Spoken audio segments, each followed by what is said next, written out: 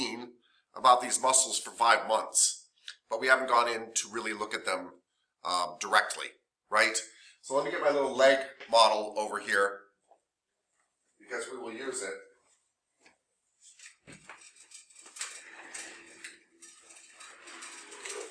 Oh, we won't use it though if I dump it on the floor. Okay.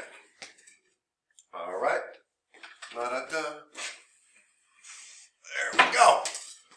Okay. So,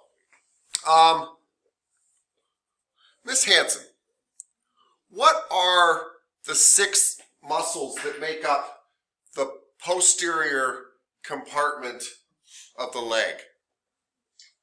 Gastrocnemius, soleus, plantaris,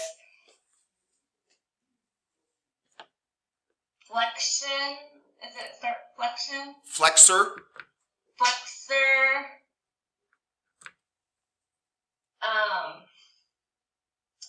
Digitorius. Digitorum. Digitorium posterior. Longus. Longus. And then it's flexor Hallucis. hallucis longus. Yep. And then tibialis. Oh, what's the tibialis one? The one in back. Oh, tibialis posterior. Good job. That was really good. Yeah. I actually kind of prefer that kind of answering where you're really exercising your mind. You know what I mean? Because I feel like it'll actually stick. Good. Okay. And Miss Stanley, which calf muscles cross over 2 joints? That would be the gastrocnemius. Gastrocnemius is the prominent one. And just so you guys all know, also the plantaris. They don't show it here, but it crosses over. The plantaris also crosses over your knee. We don't talk about it very much because it's really tiny. We're about to see it today. It's really tiny. Doesn't mean it's not important, but it's really tiny. So cool. Let's present a slideshow. Let's talk about these guys. Yeah. Okay. Leg and foot here, standing in a petri dish. I don't know. They're standing in a foot bath. I got it. Okay. All right. Actually, I wonder. Hold on. Fascinating. Okay. All right. So please look at the picture on the right. It has the gastrocnemius partially removed. So underneath it, you can see the plantaris and the popliteus. Yeah. You can see the plantaris and the popliteus. And again, you can't see them on this thing. I don't like this at all. You should be able to see them on this thing. Yeah. Well, there's your popliteus. Still, it's not really a good example. Sorry, everybody. I'm just kind of looking at this. You need a new leg. I feel like I do. Anyway, this is kind of the popliteus here. So there's some things I want to explain. One is, by the way, the plantaris, the muscle belly, is about that long. It's actually about the size of my thumb, the muscle belly, the thing that contracts. Then it has the longest tendon in the body. And that tendon runs down the leg, there you see, and it becomes part of the calcaneal tendon. Part of the Achilles tendon. They're the same tendon. Okay? Along with the soleus and the gastrocnemius. Some people say it's an unimportant calf muscle. Other people argue that's not true at all. That it helps like tweak the ankle a little bit when you're plantar flexing to make sure your balance is just right. I would agree with those people, by the way. So, I really wish they showed this, but they kind of do. This right here is your popliteus going up under here. And it's called the key that unlocks the knee. And I haven't checked all the homework yet, but I didn't get a lot of right answers for something in your shoulder that would be like the popliteus. The correct answer for the thing in your shoulder that's like the popliteus is the supraspinatus muscle. Yes, and some of you did get that. Let me explain why, because it's really important to kinesiology. So please pay attention. It's really important. So I'm going to explain this first with the rotator cuff because it's actually easier to explain than I think the knee thing might make sense. Okay. Here is your good old glenohumeral joint, right? Now, over the top of this is a deltoid, right? And the middle fibers of the deltoid, their job is to do what? What do we call this action here? Abduct. Abduct. Good. Boom. Pulls out. So here's what's hard to imagine though. Remember, the deltoid actually attaches to the spine of the scapula, the acromion process, and the lateral 1/3 of the clavicle up here. Well, when it's like that, here's what I'm going to try to show here. Hold on.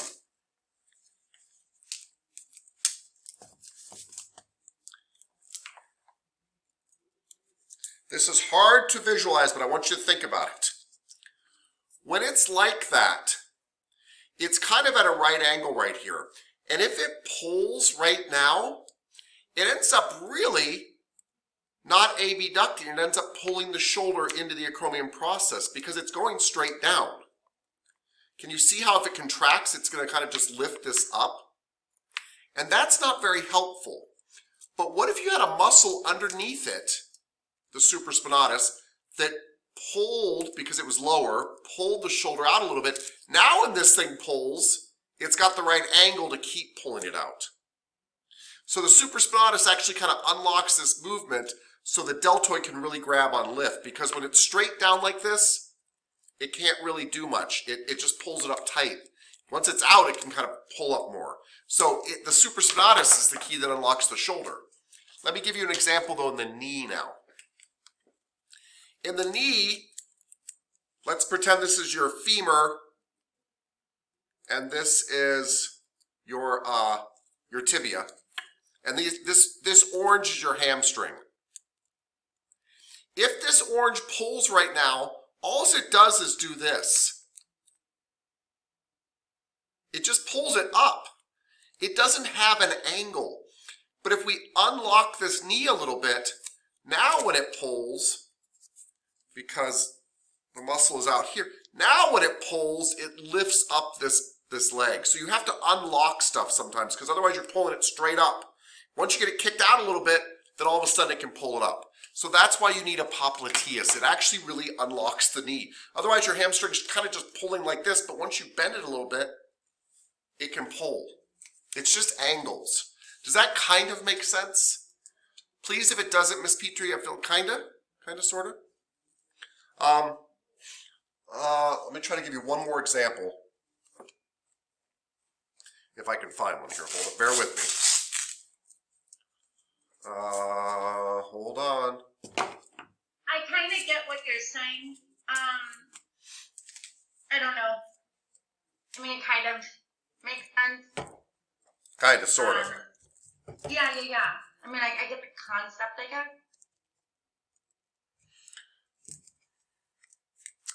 Yeah, I was trying to think. I need a prop that will actually... This actually might work. Hold on. This is a long shot, but here.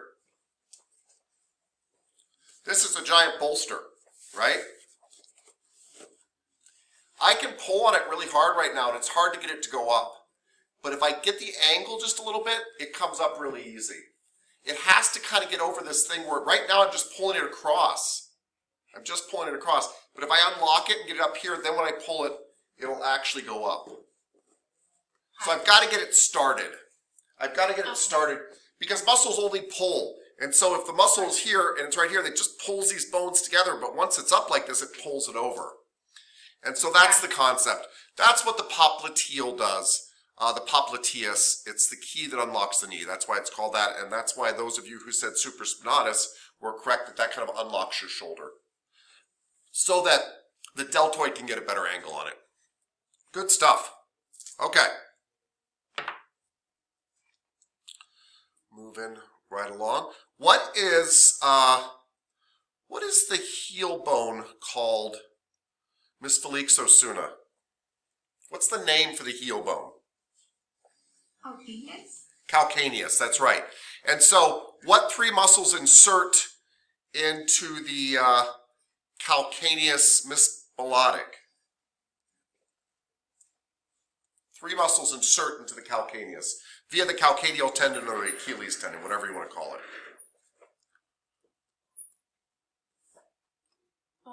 The gastrocnemius and what? the soleus. Yep, and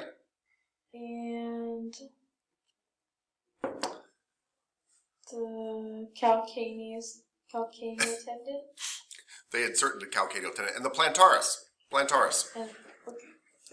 yeah, the plantaris. So everybody, do not forget. Good job, man.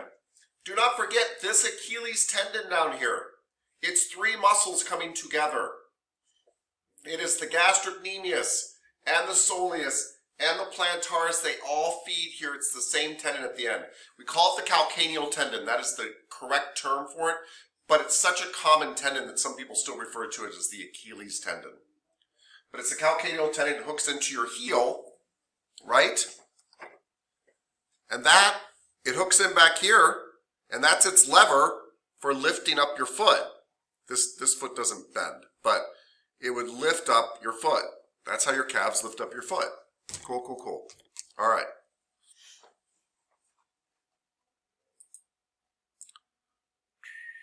We'll talk about those later, I think. Hold on, everybody. Okay. I want you to look at the side view. This is the medial side view of a leg. So you're looking at the inside of the leg. And you were looking at the three muscles that are deep to the gastrocnemius, soleus, and plantaris, right? And those three muscles Miss Hansen told us about, correct? Mr. Kandaris, what are the three muscles that are deep to the soleus, gastrocnemius, and plantaris in the posterior leg?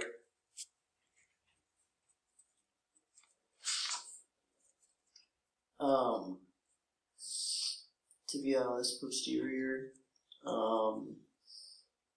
the talus, the Flexor? flexor talus, Hallucis? That's good. talusus longus, Yeah, flexor hallucis Yeah. longus. Good job. and then is it flexor digitorum? Yeah, longus. Yeah, good job. Thank you, sir. So these three muscles, which I don't think we're really talking about today, but I want to kind of outline to you guys because we're going to talk about them soon. They live in back two, right? But look at where their tendons do. Their tendons go underneath the medial malleolus and then hook into the foot. The medial malleolus is the pulley for those muscles. Otherwise, they couldn't pull them back and affect the bottom of your foot. But they literally run under your medial malleolus. Underneath it, you can rub these tendons on people around their malleolus. It feels good. And it goes underneath and hooks into their big toe and their digits and into the center of your foot. We're going to find that. That's the tibialis posterior. But I want you to see how the malleolus acts as a pulley so those muscles can pull and affect the foot. That's how they puppet the foot. Does that make sense? No? Maybe? These muscles Mr. actually... Chapman, What, Miss Walker? sorry. Oh. Where is the medialis? Malleolus, sorry. The bumps on the side, thank you for asking, by the way. The bumps on the side of your ankles, both of them that you can feel right now, and you can see right now if you look down at your leg, those are called malleoluses. The one on the lateral side is called the lateral malleolus. The one on the medial side is called the medial malleolus. So that's the middle of your leg, middle of your foot. And that malleolus acts as a pulley for these tendons to go around and allows the muscles in the back of the leg to be able to pull down around there and affect the bottom of the foot. Curl the toes in and all that kind of stuff.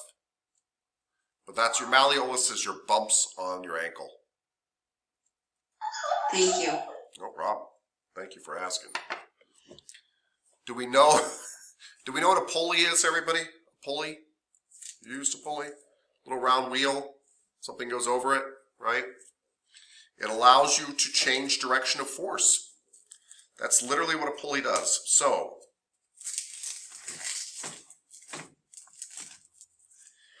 if I am a muscle, hold on, bear with me.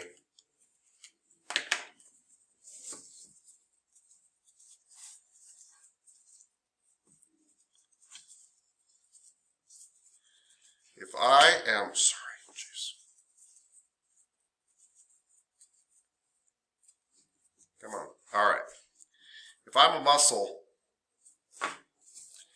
and I want to lift this up, it's great if I live up here and I can just lift this up.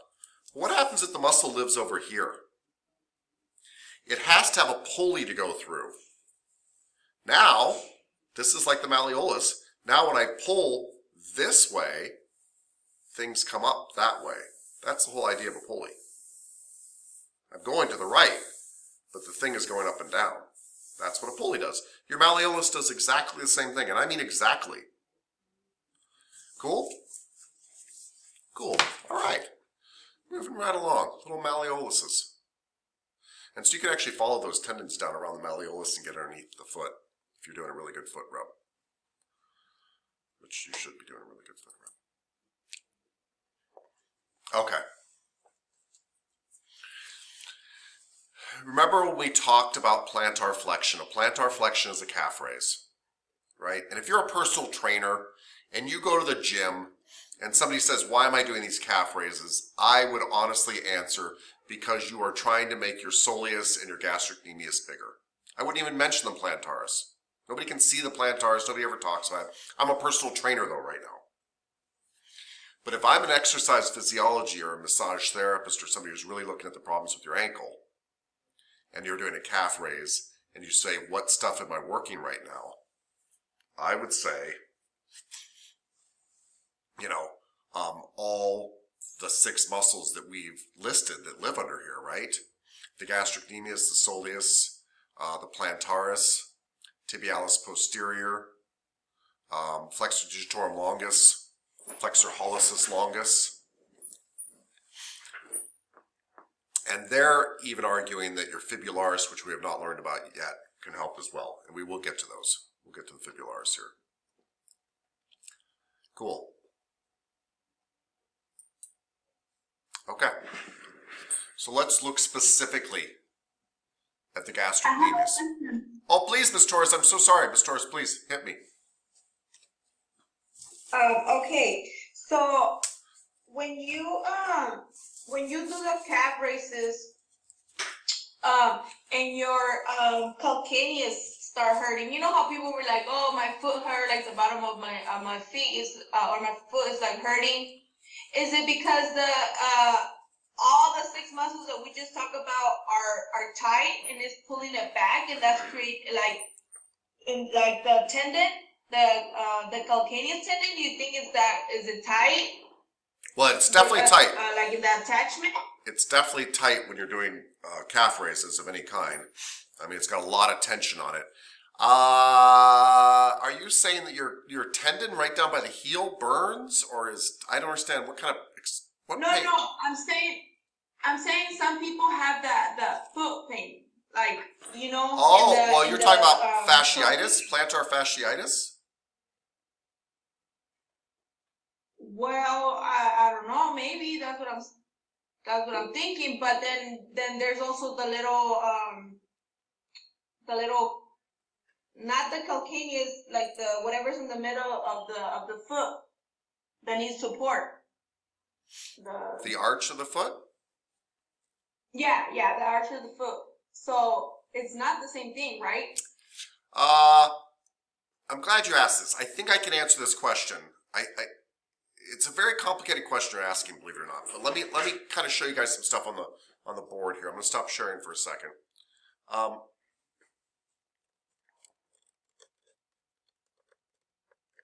There. So this is what I don't like about anatomy books. This is essentially your heel bone. This is your talus. This is your tibia up here.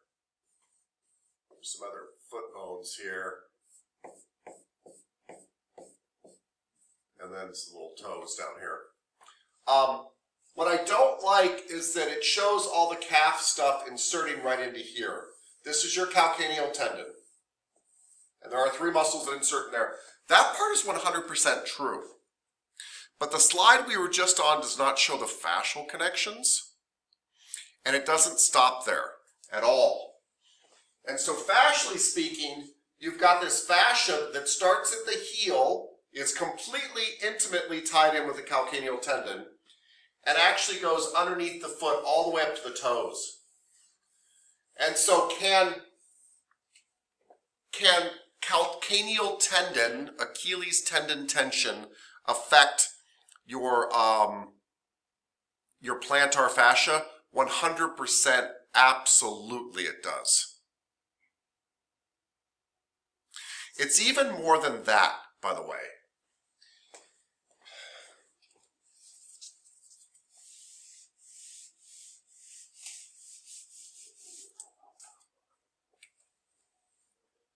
We used to kind of think of the body in separate little parts, but by the way, here's your tibia, and that's your foot. That's your ankle. Okay, it's a very simple diagram, but can we see it? I hope. Yes? Okay. You've got your calf muscles attaching here. Oh, sorry, hold on. Let me make this a little bit more accurate so I can make my point. Tibia, ankle, and you've actually got a foot kind of like that. Your calf muscles come here, your plantar fascia is here, and believe it or not, this gives you bounce and flexibility to take on the tremendous amount of weight. We take it for granted, but go into your garage and try to build something out of wood that can do what you do. Like, just my ability to bounce like this with my 230 pounds coming down on it is quite amazing. And the way your body does it is it creates a bow and arrow effect.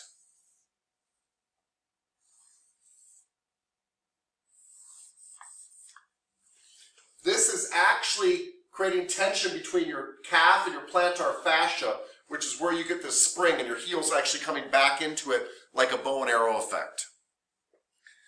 It's how you get the spring that you have. So to talk about the calf muscles without talking about the plantar fascia, which is kind of where Ms. Torres is going, is ridiculous. It's absolutely true. Yes, the calves contracting causes this to come up and you to stand on your toes. Yes, that's true. Yes, it causes this. When this gets shorter. That's how I stand up on my toes. But what people don't realize is that this fascia and this fascia, that all the force is going back into your heel and it creates this springy bow and arrow effect. And so yes, tight calves can have a lot to do with plantar fasciitis. You would most definitely work the calf muscles and the plantar fascia if you had somebody with feet problems. Not even plantar fasciitis, just feet problems. Because it's all intimately woven. It's not like the picture shows where this tendon hooks down on the calcaneus and then it's left alone. No, that tendon actually grows. Think how big your heels are, by the way. Your calcaneus is only about that big around, but your heels are like that. They're covered, covered with fascia. Thick fascia. Yeah. And so yes, there's this bow and arrow effect underneath your foot. Very much so. Yeah. Yeah. Did that kind of answer your question, Ms. Torres? Yes, it totally makes sense now. Like you say, I used to think that it was just to the heel, and then there was the other muscles underneath, Yeah. and then that they didn't really have nothing to do with each other because I don't know. I know. Just, It was perfect the way you explained it. Good. And we're going to get to fascial lines, which is about this sort of stuff. Like, how do I carry my body? How do all the muscles connect together to create these kind of springs and such in me? Because that's really what happened. And people didn't understand this till about 20 years ago. They just didn't understand. They're like, oh, your calf muscle pulls stuff, but they couldn't figure out how certain things happen, why certain things didn't break, why you were springing all this stuff. And they started to realize there's this fascial network. The calves they don't work alone. They actually create this bow and arrow effect with your foot that allows your foot to kind of pop back in place and allows you to spring along. You're not ever meant to hit the ground directly. You're meant to always have this kind of spring to yourself, right? If you ever jumped off something high, you know that. As a kid, we used to jump off the roof, and if you didn't keep your legs springy, it was going to be a problem. Yeah. Miss Moore, you have your hand raised. Yeah, I have a stupid question. No! So when you have a Charlie horse, what's the muscle that's cramping? There's so many right there. There's so many. On anybody, it could be different muscles. You know what I mean? Mm-hmm. I feel like the soleus and gastrocnemius are more likely to cramp. There's more to them. There's more play. They can get loose. They can kind of cramp up in there. But it could be any of those 6 muscles that we said lay in the posterior compartment. Any of them could cramp. And by the way, Miss Moore, there is no stupid question. And I don't just mean that like most teachers mean it. I'm delighted when anybody's paying attention and just thinking. So you ask all the questions you want. Okay? Okay. Thank you. Ms. Petrie, you have your hand raised? Or is that left over? Yeah, no, it wasn't really a question. It was more of like I personally have horrible pains in my feet on a regular basis. It's all the time. So sometimes as I'm walking, I feel almost like there's shock in my toes, and it's painful to walk. But I never thought of plantar fasciitis, the fascia being the issue. I kept thinking that I'm getting massaged 4 times a week. I shouldn't be in this much pain. Yeah, I mean, Trey's an amazing massage therapist. Yeah, what's going on? Hey, strange question. Do you have less problem with your feet while you're wearing high heels? I don't wear high heels. Ever? Ever. Oh, okay. Because some people report that, and here's why. What happens is they wear high heels a lot. This is a high heel, right? Yeah. All this material shortens up. And so when they go back to flat, all of this is under extreme amounts of pressure, and that's where their pain comes from. And they'll say, I actually feel more comfortable in high heels because they're like, I'm back to this position. Yeah. Right. Anyway, yeah, try stretching your calves. Yeah, like Yeah. I've been doing everything I can think of, and it's just not working. I mean, I've changed my shoes 4 times now, Yeah, yeah. thinking that every pair of shoes that I was buying wasn't working. So By the way, I thought it was the shoes. could she, No, it's me. It's my feet. by the way, it probably is your feet, but if it's not her feet, where would the nerves be pinched in her back that could affect the bottom of her feet, which is kind of a continuation of the back of her legs? Where would it be pinched on the back? What area of the back? Like the lower lumbar? Is that what you're talking about? Is that what you mean? You're on the right track. So like Miss Hanson? The forearm or The sacrum? It is the sacrum. Don't forget, guys, the sacrum essentially, this isn't 100% true, but the sacrum feeds the back of the legs and even underneath the feet. The lumbar region comes around and feeds the front of the legs and down there too. So you could have some sacral blocks too, Miss Petrie. Which the sacrum, by the way, is where your sciatic nerve forms. So you could have pinching low back, below the lumbar region, that's causing you problems, causing you the pain in your feet too. okay. Yeah, but I was just bringing this back up to remind people about where stuff can be pinched along the spine, right? Neck feeds arms, thoracic area feeds thoracic area, lumbar area feeds front of the legs. Sacral area feeds back of the legs and bottom of the feet. Yes, Mr. Tate.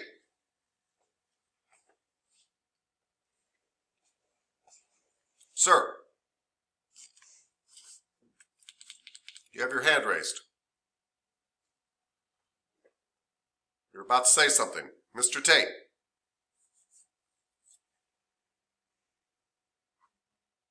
I'm right here. Sorry. I dropped my computer into Surface Pro and it just like went black. I could hear you. So I remember you saying that before. You said that the last class you had reminded us, but I didn't look at the chapter because I was working on the quiz and the homework. Where was that at? Because I remember us discussing it, but I didn't take proper notes on that subject. Yeah, are you talking about the nerves, you mean? Nerve plexes? Yeah. It's not in your book at this point. I mean, it is later in a chapter that we have coming up, but I was just mentioning it in passing because I think it's an extremely useful piece of information. And so you will notice certain things that I mentioned 5 or 10 times in the course, and those are things where I'm like, you really might want to remember this because it just makes your life easier in finding stuff. So if Miss Petrie came to me, I would work on her bottom of her feet first things first. She said her feet hurt, I would work on her feet. Like, let's just not be, let's not. Sometimes it is a simple solution. But then I would work on her calves for sure. I might even work on her hamstrings because in a way they connect to her calves. And then I would really work around her sacrum. Peeling the skin off her sacrum, work her glutes, kind of hooking around her sacrum, beat on her sacrum, take this thing and just, and then I would charge her and take her money and reschedule her.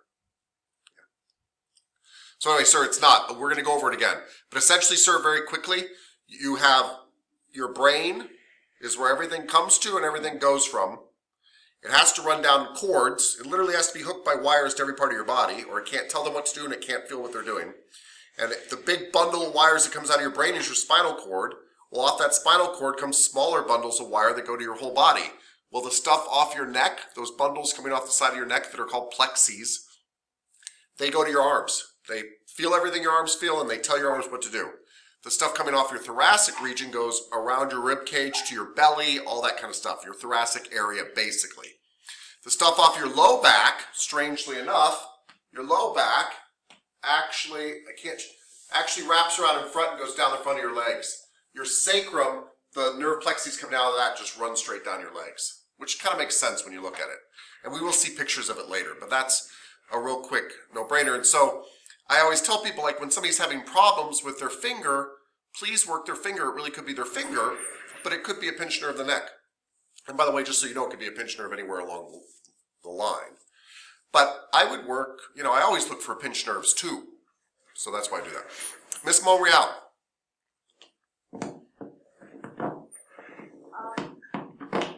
Yeah, just a second. I think Miss Hanson had her hand raised. I'll go after her. Yeah, please, Miss Hanson.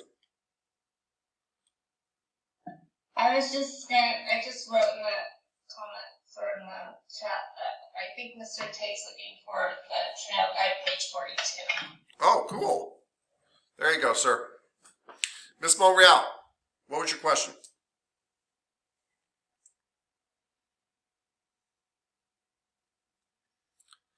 Miss Monreal, please talk to me. Yes, I'm sorry.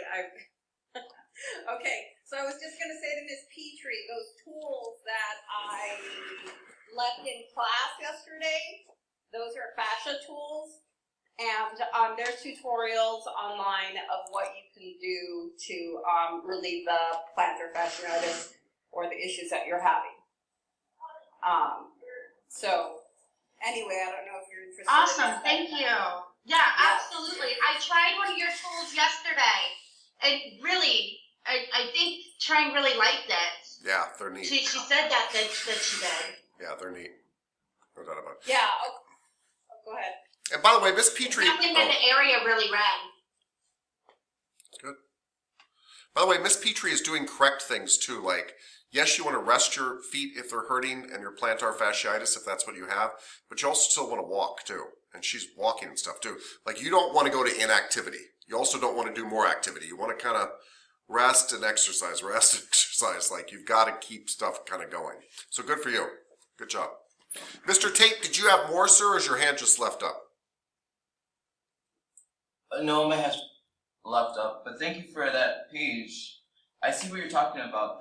It's the brachial plexus, lumbar plexus. So those are the designated areas, right?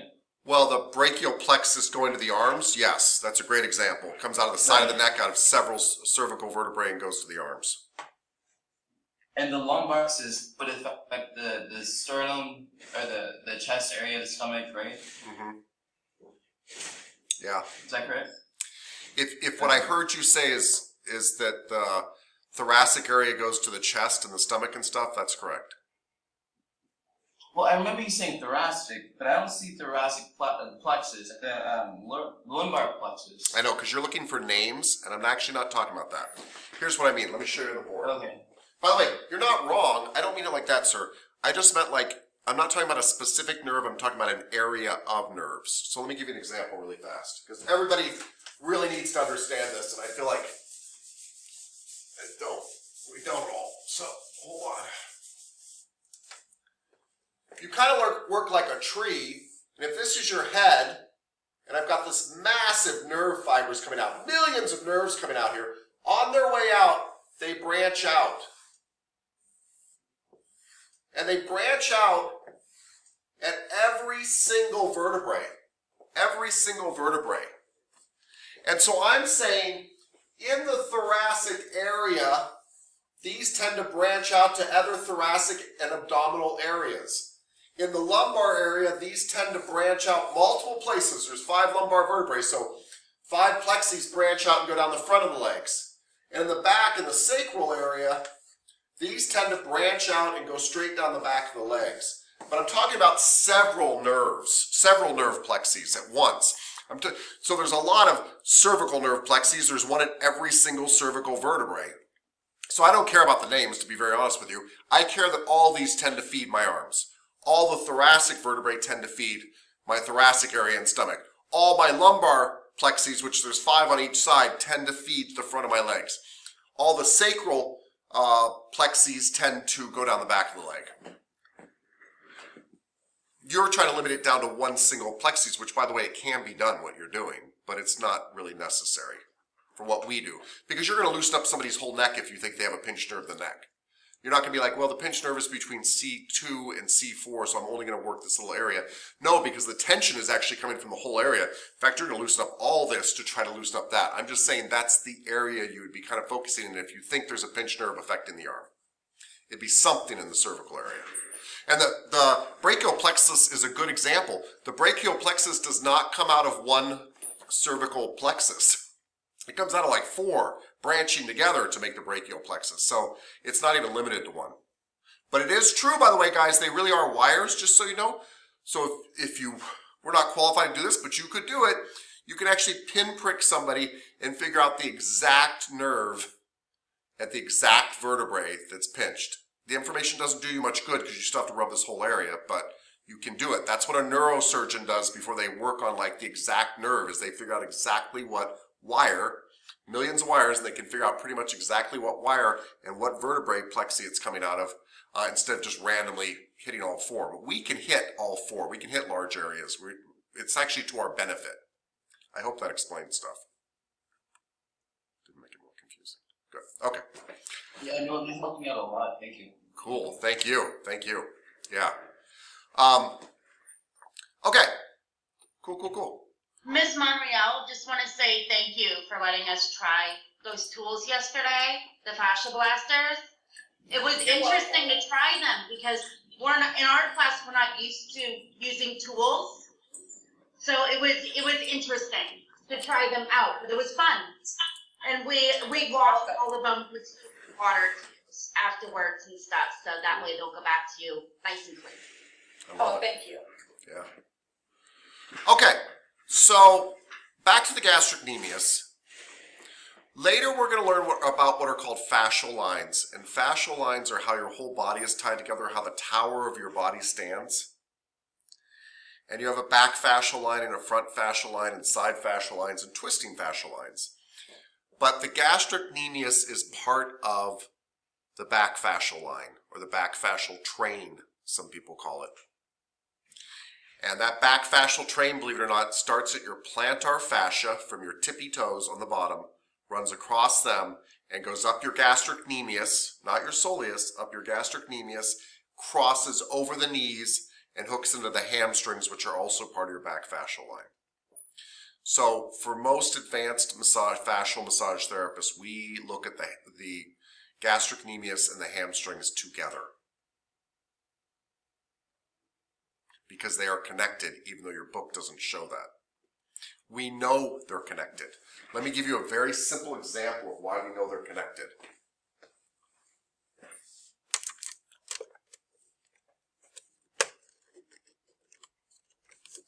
Oh, come on, little guy. When I put my leg on this table here, I can feel a stretch in my hamstring. Why would I pull on my toe more? Can I feel even more? I can feel more stretch in my calf, but I can feel more stretch in my hamstring pulling on my toe. If my gastrocnemius was really separate from my hamstrings, I should not feel more pull in my hamstrings just because I've dorsiflexed my foot. But I do. Everybody does. Because the gastrocnemius is attached to the fascia of the hamstring. We can prove it. We know it for a fact. And so since we know that fact, it's silly that we keep treating anatomy as though these parts are separate. Yes, we teach them to you as though they're separate because we want you to understand what the gastrocnemius does. But what I love about the gastrocnemius, and the reason I've been quizzing you, and then I go, which one crosses two joints, is because this was an important fascial muscle. So the gastrocnemius hooks to the plantar fascia from the bottom of the foot, runs the fascia, same fascia, never ends, runs around the heel, becomes part of the gastrocnemius, runs across the knees, and hooks right where the hamstrings are coming down across the knees the other way. And so all that fascia is bound together. And it's part of your back fascial line. And I got a little bit worried in homework because you guys answered your homework correctly.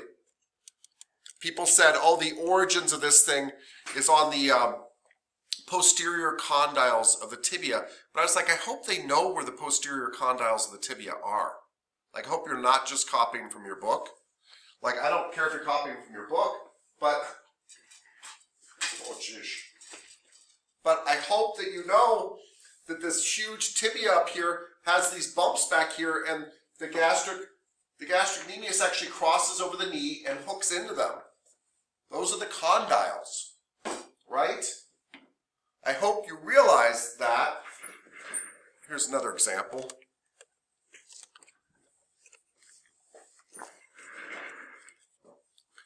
I mean, this is the femur. I said the tibia, sorry. This is the femur. The gastrocnemius comes across and hooks to these big guys back here, these condyles. These are the condyles of the femur. This is what you told me in your homework, but I hope this is what you saw in your mind. They come across and hook into here. The hamstrings come across and hook down into here. They cross over. So you've got like this and this kind of going on both sides. And so this is a big area of fascial interest. And the fact is, we know that there is a fascial line that literally runs from the tip underneath your toes, around your calcaneus, through your gastrocnemius, across here, into your hamstrings, and up into here. Up into the ischial tuberosity, where the hamstrings attach. So yes, we were talking about the calves, but just remember, gastrocnemius is part of the back fascial line, along with the plantar fascia. It goes plantar fascia, gastrocnemius, hamstrings. And then it goes into your hip bone, and your hip bone leads it up into your spinal erectors. And which spinal erector do you suppose is your main back fascial line? Which erector spinae muscle would be your main back fascial line? Longissimus? Yes, exactly, Miss Petrie, because it runs all the way up to the head. And so now this allows me to connect my head to my little toe via longissimus, hamstrings, gastrocnemius, plantar fascia. And by the way, on some people, we can actually bend their head down and they're so tight they actually feel it in their feet. And that person could even be you, Miss Petrie. Like loosening up your longissimus could actually help your foot. And this isn't like hippy dippy massage therapist stuff. This is like fascial science, where we start to realize, oh my gosh, people are all linked that way. Like there's this whole chain. And the reason you have a chain, by the way, is it helps you absorb forces and things like that. It's a whole long story that we'll get into later. But you have just been introduced to the back fascial line. Plantar fascia, bottom of the foot, gastrocnemius, hamstrings, longissimus. That got you up to the back of the head. And it got you up to the mastoid process of the temporal bone. By the way, what muscle do you suppose leads us from here to the front fascial line? What muscle goes from here and gets us to the front fascial line? Is the start of the front fascial line because it takes us to the front. Frontalis? Does the frontalis hook into your mastoid process of your temporal bone? No. Would it be the trapezius or the levator scapula? That would. I like that you're in back, but this muscle hooks to the front. From the. Is it a master clomis, whatever? I think. SMC. The what? What, Miss Walker? Is it the SMC? The sternio? I can't remember. SCM? SCM. There, yeah. It is the SCM, sternocleidomastoid. So all these muscles come right up the back. I know. I don't even know what you said, but I knew that what you were talking about. Way to go, Miss Walker. So all these muscles come up the back up here, and then the SCM takes you to the front, and that gets us to the front fascial line. And we care about that, by the way, because you're a tall tower. So your back fascial line pulls you this way, and the front fascial line pulls you this way.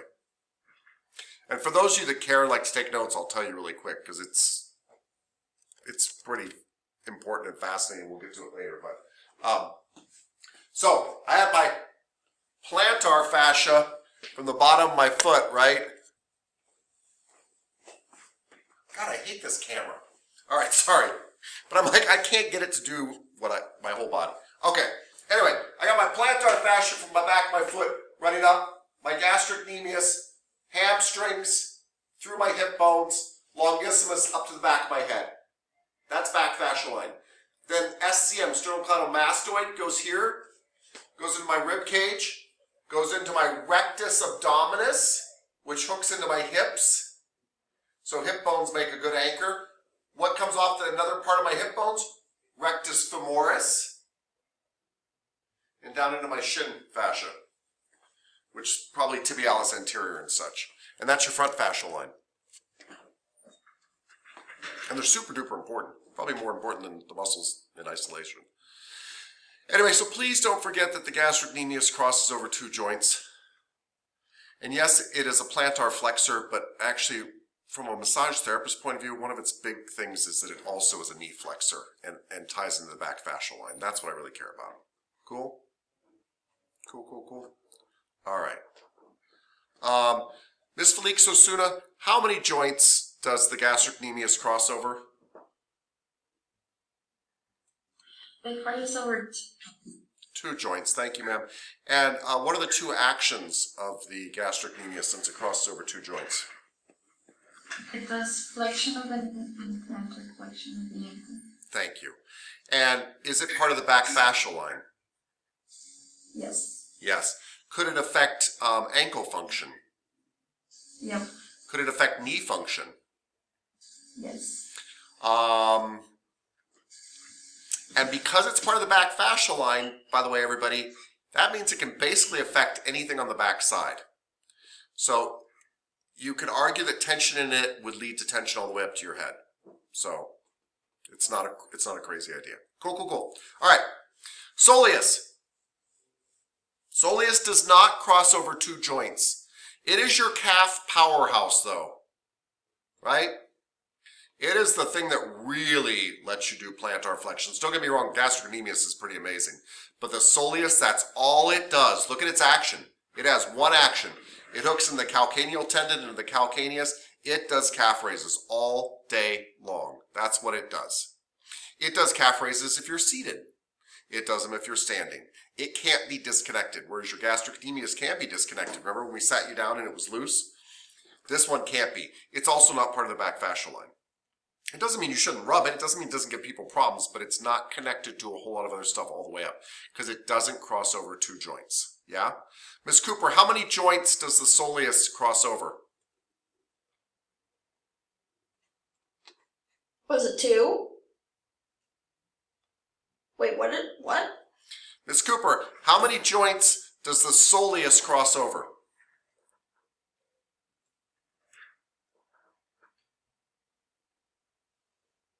2. Miss Cooper, Stick how to many it. joints does Even the if I'm wrong. soleus cross over?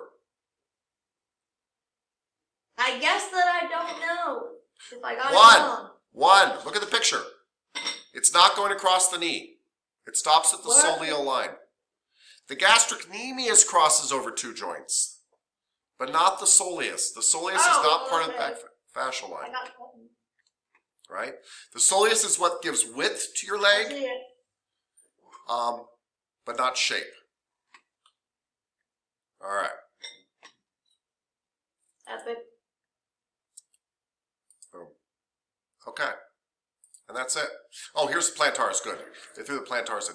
Look at the size of the muscle belly. That's the part that actually does the contraction of the plantaris. It really is the size of a thumb. Yep.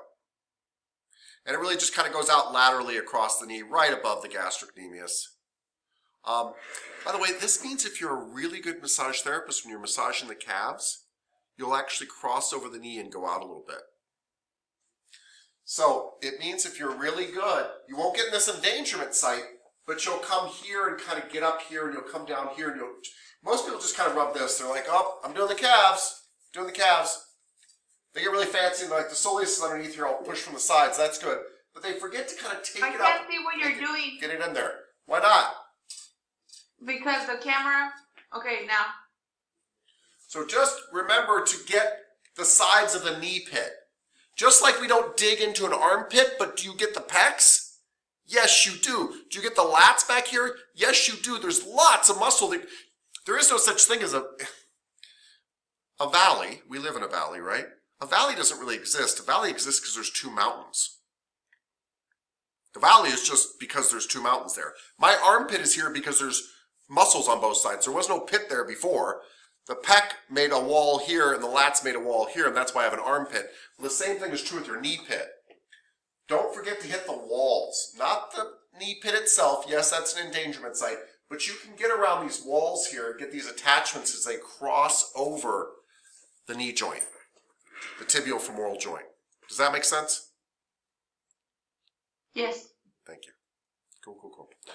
There's your plantaris, by the way, which they show you separately attaching to the calcaneus. But again, they're doing that to illustrate things. Its tendon, which again is the longest tendon in the body, it's adorable, becomes part of the calcaneal tendon. And look at its two actions, plantar flex and weak flexion of the knee because it crosses over. Probably not a muscle you have to really worry about, but you should be accidentally hitting it when you're working the gastrocnemius on the lateral side. Okay. And last but not least, the popliteus. Yeah. The popliteus, which side is this knee? What is it? Okay. The popliteus is this kind of diagonal, very deep muscle actually,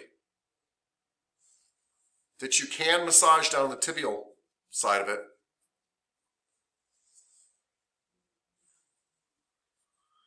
Which is kind of the medial part of the leg, by the way. Tibial is kind of the medial part of the leg in between, right? And you can kind of telegraph through the gastrocnemius.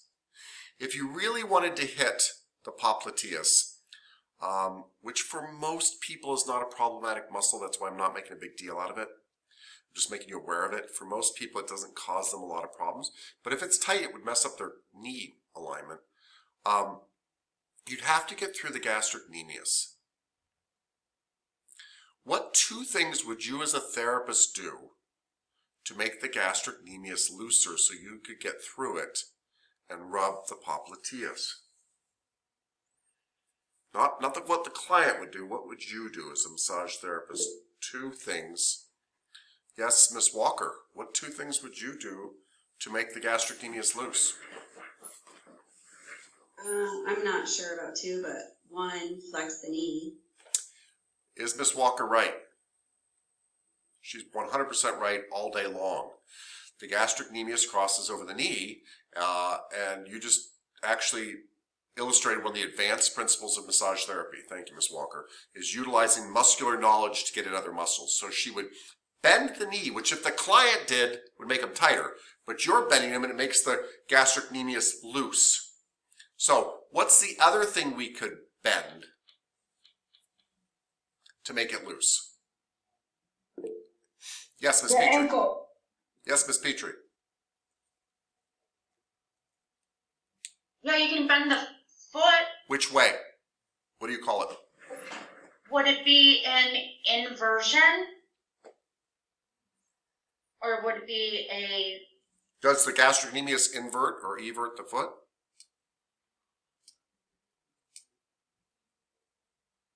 I guess it would be like a plantar. You're Or is right. it dorsal? No, it's plantar. I, It was just- I get them confused. When they're laying down, It doesn't matter. when they're It's plantar in a flexion. prone position, I get it confused. It's plantar flexion. Okay. If you move the muscle and the action the muscle creates, it makes the muscle loose. So, jeez, we'll try this one last time here. This muscle, if it kind of comes across all this stuff here, it's taut here, but if we plantar flex it, we make it very loose. And if we bend the leg, we make it even looser. Yeah? Right. Yeah, that's good. Plantar flex and flexion of the knee. Yes, Miss Walker. So when we, when we're laying on the massage table prone and we have a bolster under our ankles, does that put the leg in, does it put our leg in enough of a knee flexion and plantar flexion that we would be able to get to the popliteus, or does it have to be more flex than that? It would depend on the individual, but probably be enough to make a difference. The reason it depends on the individual is it depends on how tight their gastrocnemius is, right? But you're absolutely right. You are beginning to put them in the correct position to get at that muscle, to get deep into the popliteus. Yeah. I love this kind of thinking because we have to think in 3 dimensions and how to relieve tension to get down to further stuff. By the way, guys, if you ever forget this stuff, wiggle the ankle one way, touch the gastrocnemius, wiggle it the other way. If it's looser one way, that's the way to go.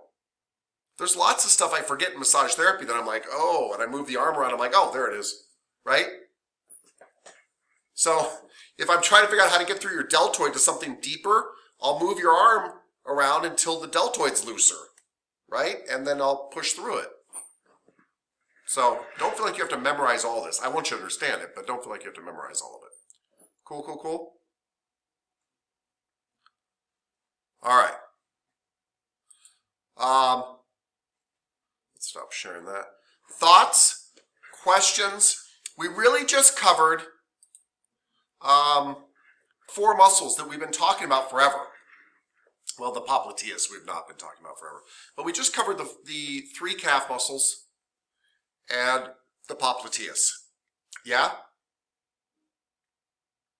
Yeah? Okay. Let me ask Miss Hunter. You there, Miss Hunter? I mean, I know you're there, but can you hear me? Cool. All right. Miss Hunter, tell me about the 3 calf muscles. Tell me their names. Tell me what's important to know about them. Okay. I know that's very vague.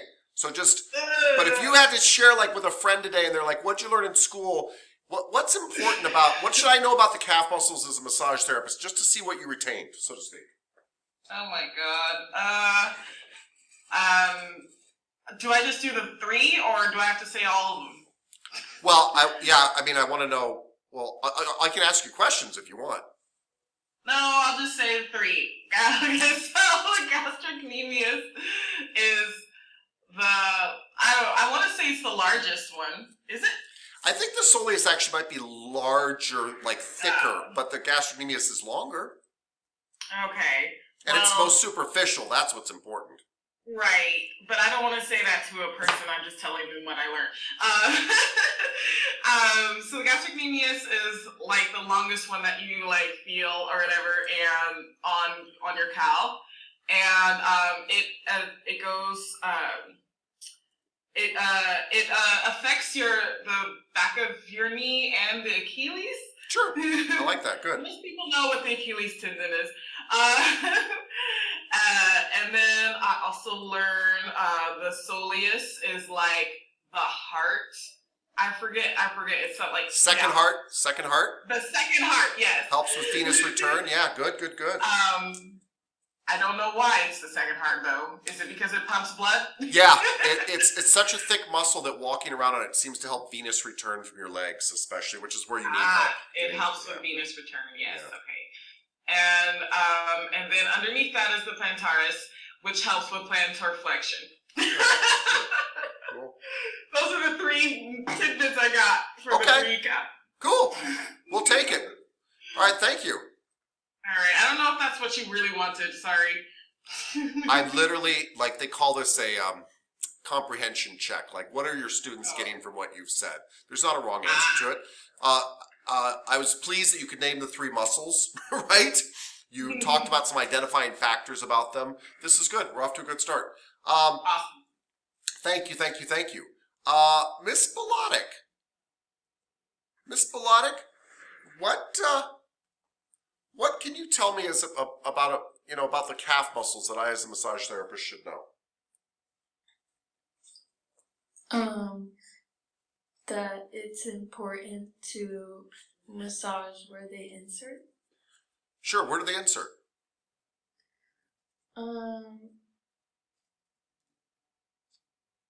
The calcaneus. Yes. What's the simple word for my calcaneus? Your well, break it out. Just simple. Like I'm 5 years old, 4 years old. Simple. I'm still breaking out. Okay. Anything else I should know about them? Your it's on like the tip of my tongue. It's okay.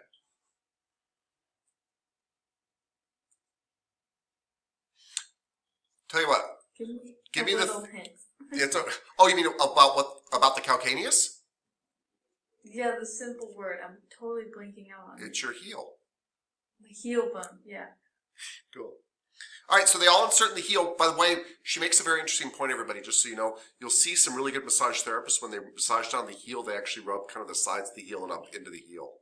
They actually because they know it's wrapped in fascia. So they actually follow the Achilles tendon into the heel and actually wrap it into the foot. You'll actually see them scrape along the sides of the foot. So thank you, Ms. Bolotic. Anything else we should know about them? That stripping is important for the massaging the calves because they have deep muscles underneath the gastrocnemius. Yeah. Did that make sense? I don't know. It did make sense. I like it. I like stripping. Cool. Thank you. Anything else, madam? I'm not looking for something particular. I'm just checking where you're at. Alright, I think that's it. Cool. Thank you. Mr. Kandaris, sir, tell me about the calves. What should I know about them? Well, they assist in walking and running. They have the 3 main calf muscles, and then you have like those 3 deep ones. The most superficial one is the gastrocnemius. It has 2 heads in it. They connect to the calcaneus tendon, or also known as the Achilles tendon. Yeah. Anything else you want to know? Yeah, what's the significance? By the way, it doesn't really have 2 heads, but I love that you said it had 2 heads because it has these 2 parts. What's the significance of those 2 parts? Where do they go? Why is that important? They connect to the femoral, it's not tuberosity, is it? Condyles. I'll take it though. Condyles. Femoral condyles. Cool. Thank you. A head on each condyle. Well said. Good, good, good. Thank you, sir. Miss Moore. Yes. What's important to know about the calves?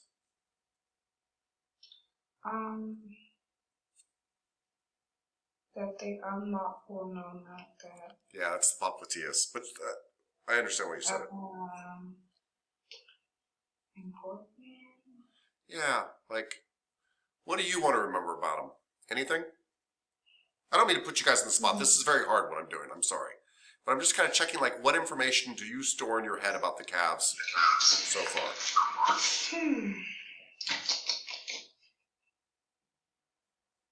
What are their three names? The gastrocnemius, the plantaris, and the soleus. Cool. I'll take it, ma'am. Okay, everybody. Let's do this together. Let's think about this because some of you are, hopefully 14 of you, are getting ready to graduate. So you want to start packaging up information in this class, right? In a way that you can take it with you in those beautiful brains of yours, right? So, if we had to talk about the calves, the calf muscles, right? What's the first thing we should know? How many are there? Anybody? Three main ones. 3 calf muscles. Good. We probably should know their names, right? Yes. What are their names? Gastrocnemius, soleus, plantaris.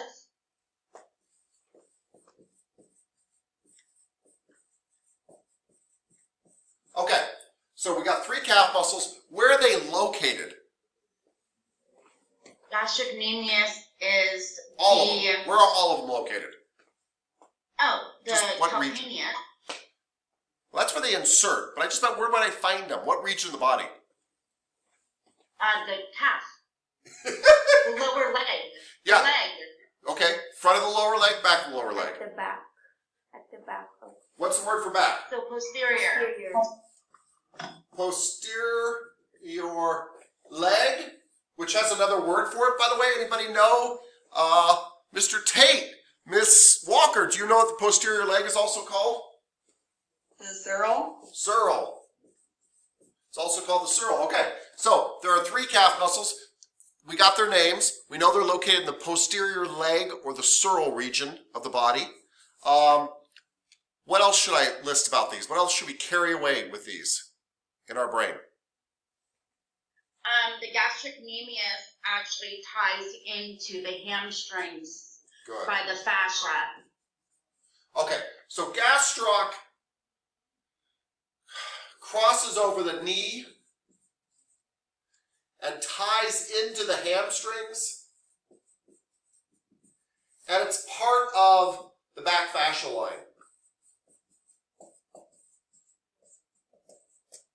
So this is a big one that, like, we couldn't teach you the first day of class, right? Because you'd be like, what's fascia? What's a back fascial line?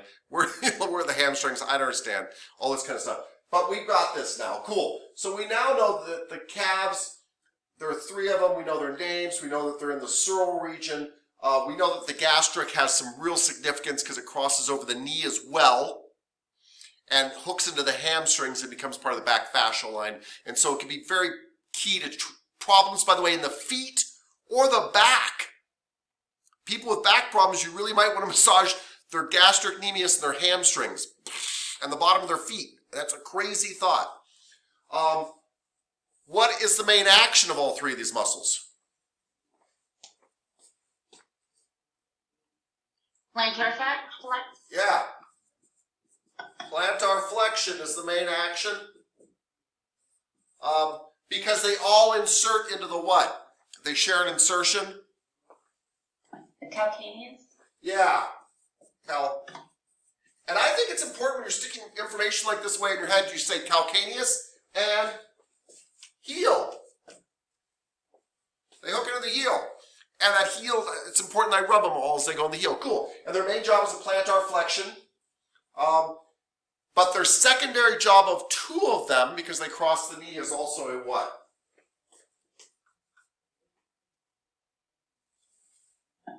To flex the knee? Yeah, Flexion of the knee? flex knee. Thank you. Thank you both. That's good. Which one's most superficial? Gastrocnemia, Good. So that's a little side fact about the gastrocnemius. It's superficial. Which one's deep? the soleus, Soleus, which means you actually have to either telegraph through the gastrocnemius by making it loose, or go from the sides to hit the soleus. Is there any other information? To me, that's the big stuff. But I could have easily forgotten something. the plantaris just has a small area that can be palpated, Yeah, but behind the it knee. does go all the way to the calcaneus. Yes, so it is attached to the calcaneus. It's a very small area. Kind of on that lateral little bit of the knee there, yeah. Okay. Cool. I think that's it. Anybody else got anything? Honestly, I easily could have forgotten something. But that's how I want to start packaging up muscle groups. I really want to be like, yes, I can for one thing name the region they're in, name the muscle names, name what they share in common, name which one kind of does some funky stuff because it crosses multiple joints and therefore might be involved in other problems. Things like that. This is really good. Cool. All right. Did we miss the other 3 deep muscles? And We did, but they're not calf muscles. So we missed them on purpose, sir. Okay. But he is right, by the way. If we said we were discussing like what's important about the sural region of the body, the posterior leg, we now have to discuss 6 muscles, right? And there are 3 muscles underneath the calf muscles that still kind of act like calf muscles because they can aid in a plantar flexion. Even though their job really is to flex the toes, flex the big toe, or flex the foot. And we will learn about those soon, but we know the names of them already, right? And that's the tibialis posterior, flexor hallucis longus, and flexor digitorum longus. And those are under here, so that's good to know too. If we wanted to get at those, we'd need to make the other stuff loose. We'd actually want to make the soleus loose too. And the only way to make the soleus loose, there's only one thing you can do to make the soleus loose because it only crosses one joint. How do you make the soleus loose?